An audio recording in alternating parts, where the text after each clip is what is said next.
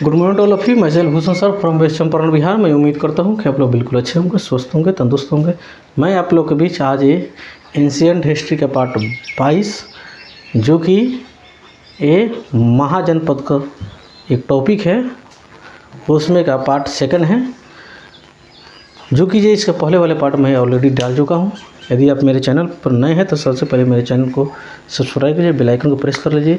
और जितने भी मैं वीडियो डाला हूँ मेरे चैनल पर बहुत इंपॉर्टेंट वीडियो पड़ा हुआ है, जो कि ये modern history, medieval history, physics, chemistry, biology, ठीक, और मैथ का भी वीडियो बहुत सारे पड़ा हुआ है, जो कि भारत के हर एक प्रतियोगी परीक्षाओं के साथ साथ हर एक बोर्ड के दृष्टिकोण से मस्ट इम्पोर्टेंट है। आज का भी सेशन होने वाला है, बहुत इंपॉर्टेंट होने वाला है। आप मेरे वीडियो में शुरू से अंत तक बने रहिएगा। यदि शुरू से अंत तक बने रहिएगा तो समझिए बहुत मज़ा आने वाला है। आप थोड़ा सा भी मेरे वीडियो को स्किप नहीं कीजिएगा, थोड़ा सा स्किप कीजिएगा तो समझ लीजिए हो सकता है कि बहुत इंपॉर्टेंट टॉपिक का डिस्कशन आपसे मिस कर जाए। तो इसलिए क्योंकि इसमें एक लाइन का एक शब्द एक फैक्ट के रूप में, एक ऑब्जेक्टिव, एक सब्जेक्टिव के रूप में है, तो याद रखना है, आपको स्किप नहीं करना है। मेरे वीडियो में शुरू से अंत तक बने रहिएगा, तभी मज़ा आएगा। बीच में छोड़ दीजिएगा, आधा अधूरा में मज़ा नहीं आने जा रहा है। तो ठीक है, देखिए अगला हम लोग का टॉपिक है मगध। 16 महाजनपद में, महाजनपद 16 था, जिसमें 16वां महाजनपद मगध था, जो कि शुरुआत के दौर में ये छोटा था, लेकिन ये पाटलिपुत्र से राजगीर तक फैला हुआ था। ठीक है, मगध के शासकों ने मगध के सीमा को बंगाल से कहाँ, अफगानिस्तान तथा हिमालय से सतपुड़ा तक फैला दिया। ठीक, इसके विस्तार उत्तर में, अब उत्तर में देखिए, उत्तर में गंगा नदी से दक्षिण में विंध्य पर्वत तक तथा पूर्व में चंपा से पश्चिम में सोन नदी तक विस्तरित है। इस तरह मगध का क्या हुआ, विस्तारित हुआ। लाइट थोड़ा कट गया है, हल्का डीम आता होगा, थोड़ा सा आप लोग मैनेज कर सकते हैं। हालांकि ये दिख रहा है, थोड़ा ब्राइटनेस बढ़ा के आप लोग देख सकते हैं, कोई दिक्कत नहीं है। ठीक है, अब देखिए, अब अगला हम लोग, ये तो हम लोग समझ गए जब मगध पहले क्या था, अब बाद में उत्तर दक्षिण पश्चिम में कैसे कैसे मगध के शासक ने मगध को क्या किया, बढ़ाया, जो कि जो 16वां जनपद हुआ और सबसे बड़ा और विस्तारित हो गया। शुरुआती दौर में सबसे छोटा था। ठीक है, अगला है हार्यक वंश। अब शुरू कौन किसका होता है, हार्यक वंश, जो कि जब 544 से लेकर 442 ईसा पूर्व तक ये रहता है। महाभारत तथा पुराण में यह जानकारी मिलती है कि मगध पर सबसे पहले बृहद्रथ वंश का शासक था। मैंने ये प्रमाण कहाँ पर मिलता है, जो बृहद्रथ वंश के शासक ये मगध पर सबसे पहले था। इसका प्रमाण कहाँ पर मिलता है, महाभारत तथा पुराण में हम लोग को मिलता है, जिसके संस्थापक ही बृहद्रथ थे। कौन थे, बृहद्रथ थे। इसकी राजधानी कहाँ थी, गृहब्रज थी। कहाँ थी, गृहब्रज थी, क्योंकि आज राजगृह के नाम से जाना जाता है। इस वंश के सबसे अगर प्रतापी शासक जो था उसका नाम क्या था, जरासंध। क्या नाम था, जरासंध। ये अपना साम्राज्य विस्तार पूरा उत्तर भारत में फैलाना चाहता था, लेकिन इनके चाहत पूरा हो नहीं सका। इनके चाहत पूरा हो नहीं सका। क्यों नहीं हो सका, क्योंकि जो पांडव तथा कृष्ण ने इनका विरोध कर दिया और इनको उद्देश्य को सफल होने नहीं दिया। ठीक है, भीम के हाथों मल्ल के युद्ध में ये मारे गए। कौन, जरासंध। एक युद्ध हुआ, इस युद्ध में, ठीक है, ये भीम के हाथों ये जरासंध मारे गए।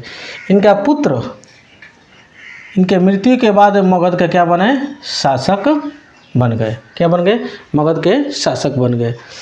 अगला है रिपंजय बृहद्रथ के वंश का अंतिम शासक था। ठीक है, उसके हत्या इन्हीं के मंत्री ने कर दिया। ठीक है, बहुत बहुत धन्यवाद। लाइट आ गया थोड़ा सा, अब मज़ा आएगा आप लोग के। इन्हीं के जो मंत्री थे जिनका नाम था कुलीन, क्या नाम था, कुलीन, यही हत्या कर दिए। किनका, रिपंजय के, और करके अपना ही बेटा को उस शासक के रूप में क्या कर दिए, बैठा दिए। ठीक है, अपने पुत्र के बैठा दिए।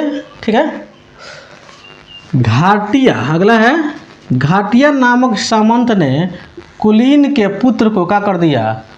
अभी मंत्री साहब क्या किए, अपने पुत्र को बैठाए, और उनके पुत्र के एक सामंत, एक व्यक्ति ने, एक सामंत ने कुलीन के पुत्र को क्या कर दिए, इनको हत्या कर दिए, और अपने पुत्र बिंबिसार को मगध के गद्दी पर इन्होंने क्या कर दिए, बैठा दिए। ठीक है, ये भी क्या किए, अपने बेटा को ही बैठाए, और मंत्री भी अपना बेटा को ही क्या किया था, बैठाया हुआ था। किंतु इस वंश के बारे में ऐतिहासिक साक्ष्य बहुत कम है। ये वंश जो है, इसके बारे में, बृहद्रथ जो वंश है, इसके बारे में, ठीक है, बहुत कम साक्ष्य है। ठीक है, थोड़ा सा आप लोग मैनेज कीजिएगा, क्योंकि यहाँ पर अगल बगल में बहुत से सारी चिड़िया है, अब पता नहीं क्या समस्या है कि बार बार ये सब बहुत ज़ोरों से आवाज़ करती है। हालांकि ये बहुत अच्छा लग रहा है, लेकिन हो सकता है वीडियो में किसी किसी को अच्छा ना लगे। ठीक है, तो थोड़ा सा आप मैनेज कर सकते हैं। ठीक है, अतः हर्यक वंश को ही पहला ऐतिहासिक वंश मानते हैं। ठीक है, अब देखिए अगला जो है बिंबिसार, जो कि जब 544 से लेकर कब 492 ईसा पूर्व तक इनका शासनकाल रहता है। इस वंश के संस्थापक ही बिंबिसार थे। ठीक है, जो कि कुलीन के क्या थे, ये पुत्र थे। यह पहला ऐतिहासिक वंश था। इसका राजधानी कहाँ था, राजगृह, जिसको गिरि ब्रज के नाम से भी जाना जाता था। ठीक है, बिंबिसार जो अपना शासन किया 52 बरस किया, देख लीजिए 52 बरस किया शासन। ठीक है, तक मगध राज्य पर अपना शासन किया। यह पहला राजा था जो प्रशासनिक राज्य पर क्या किया था, बल दिया था। ठीक है, ध्यान से देखिएगा, क्योंकि बहुत इम्पोर्टेंट बातों को यहाँ पर डिस्कशन किया जा रहा है, बताया जा रहा है। आपको अच्छा से ध्यान से देखना है। ठीक है, इसमें कोई ऐसे बात नहीं है जो कि ये ना समझ में आवे। इसमें एक एक लाइन समझिए, फैक्ट के रूप में एक एक लाइन से क्वेश्चन बनता है। ठीक है, यह अस्थाई सेना रखता था। कौन, बिंबिसार। इन्हें टेम्पोररी नहीं, जो युद्ध पड़ा तो जाके बुला कर लेकर आए, चाहे किसी मंत्री को भेजे, किसी तरह व्यवस्था कीजिए, तब तक मालूम पड़े जो दूसरा कोई अगर हमला कर दिया, नहीं खोजते खोजते। ठीक है, लूट कहा जाता है, गांव देहात में लोग खिस्सा करते हैं कि जुड़वा लाठी से मार नहीं होता है, तो इसलिए जुड़वा लाठी नहीं रखता था, ये हर हमेशा अपना अस्थाई सेना रखता था। ठीक है, जब आवश्यकता पड़ता उसका इस्तेमाल करता था। बिंबिसार बौद्ध धर्म के अनुयायी था। कैसा था, बौद्ध धर्म के अनुयायी था। ये अंग राज्य के जो शासक था, जिनका नाम था ब्रह्मादत्त, को हराया, और अपने पुत्र, जिनका पुत्र के नाम था अजातशत्रु, वहाँ के शासक बना दिया। कौन, बिंबिसार। अगला, बिंबिसार ने विवाह के माध्यम से दहेज के रूप में लिए गए क्षेत्र से अपने साम्राज्य को विस्तारित किया। और 4 ब्याह किया बेचारा ये। और वैसे ऐसे राजा के लड़की से ब्याह करता था बेचारा, शादी करता था कि जहाँ से खूब सारा दहेज मिले। और इसका राज, और दहेज का लेता था, राज ही दहेज ले लेता था, कौन राज्य के कौन क्षेत्र ही दहेज ले लेता था, और उससे टैक्स लेता था बेचारा। ठीक है, बहुत से सारे उससे अपना कर लेकर वो अपना पैसा कमाता था, अपना राज साम्राज्य को विस्तार करता था। अब देखिए कौन कौन किया वो। बिंबिसार ने की पहली पत्नी के जो नाम था, उनका नाम था महाकोशला। क्या नाम था? महाकोशला, जो कोसल राज्य के पुत्री और प्रसेनजीत की बहन थी। कोसल राज्य के पुत्री थी और प्रसेनजीत की बहन थी। इनके साथ दहेज में उन्होंने काशी प्रांत को ही ले लिया है, लीजिए, जिससे 1,00,000 रुपया पर किसी को भाड़े पर दे दिया। हर एक साल 1,00,000 रुपया। अब समझिए 1,00,000 रुपया ये 544 और 492 ईसा पूर्व के बात है। 1,00,000 रुपया बहुत मायने रखता है, ये बड़ा कई करोड़ों से ही आगे होगा ये, ठीक है। जिससे 1,00,000 रुपये उसको कहाँ आता था? आ जाता था। इसके दूसरी पत्नी का नाम क्या नाम था? वैशाली, जो कि जिसकी दूसरी पत्नी वैशाली के रहने वाली थी, जो कि लिच्छवी के नाम से भी जाना जाता था, जो कि नरेश के पुत्री थी, जिसका नाम था राजकुमारी चेलना। क्या नाम था? राजकुमारी चेलना, जिससे आज़ाद शत्रु हुए थे, ठीक है। तो चेलना कहीं पुत्र अजात शत्रु था, ठीक है। इसके तीसरी जो शादी होता है, पंजाब के मद्र कुल के राजकुमारी, जिनका नाम क्या था? क्षेमा नाम था। क्या नाम था? क्षेमा, ठीक है। उनसे वो शादी करता है। इसकी चौथी पत्नी का जो नाम है अम्रपाली, ठीक है। अम्रपाली जो वैशाली गणिका थी। क्या थी? वैशाली गणिका थी। बिंबिसार अपनी पत्नी रानी चेलना से प्रभावित होकर उन्होंने क्या कर लिया? जैन धर्म को अपना लिया, ठीक है। ये जैन धर्म तथा बौद्ध धर्म दोनों के समकालीन था। कौन? ये बिंबिसार, क्योंकि 52 वर्ष तक समझिए शासन करना कोई आसान बात नहीं है, कम अवधि भी नहीं हुआ, ठीक है। ये समझिए जितना इसका विस्तार हुआ, समझिए मुख्य अगर कहा जाए तो मैटर इसका शादी का ही है।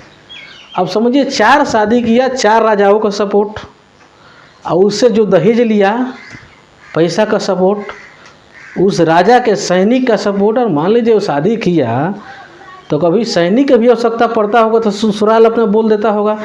अब 4 ससुराल से 4 राजाओं का सैनिक जब जहाँ पर आता था, इसका सैनिक अपना पर्सनल है, किसी जगह पर अगर भीड़ता होगा तो समझिए वो साम्राज्य को हासिल कर लेता होगा। समझिए ये मुख्य उसका उद्देश्य अब ये यही था कि वे शादी करें, अपना साम्राज्य को विस्तारित करें, जो कि हम लोग इसके बारे में हम लोग डिटेल्स में जान चुके हैं। तो मैं उम्मीद करता हूं कि आपको अच्छा से समझ में आ गया होगा। यदि अच्छा से समझ में आया होगा तो अभी से लाइक कर सकते हैं, और अभी तक मेरे चैनल को सब्सक्राइब नहीं किए तो सब्सक्राइब भी कर सकते हैं, और बेल आइकन को प्रेस कर सकते हैं, ताकि आज के बाद जो भी वीडियो हो मैं अपलोड करूं आपके पास पहुंचे, आप उसका लाभ उठा सकें। इसके अगले पार्ट में बहुत जल्द आप लोगों के बीच लेकर आ रहा हूँ। तब तक के लिए जय हिंद, जय भारत।